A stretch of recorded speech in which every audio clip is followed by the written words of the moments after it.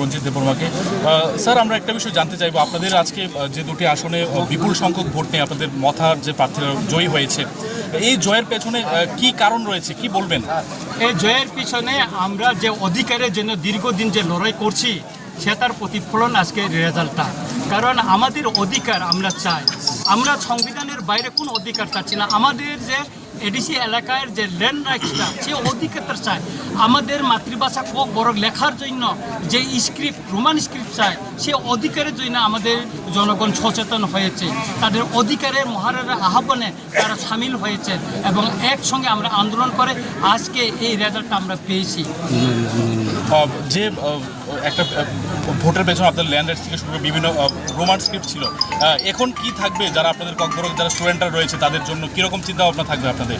আমাদের চিন্তা ধারণা আমাদের অধিকারের জন্য আমরা লড়াই করব। যেহেতু এডিসিতে আমরা আবার ক্ষমতায় আছি, আগামী দিন আমাদের আন্দোলন আরও জোরদার হবে এবং 2028-এ এর মহারাজ যে বলেছেন ত্রিপুরা মুখ্যমন্ত্রী হবে, সেটা প্রতিফলন ঘটবে।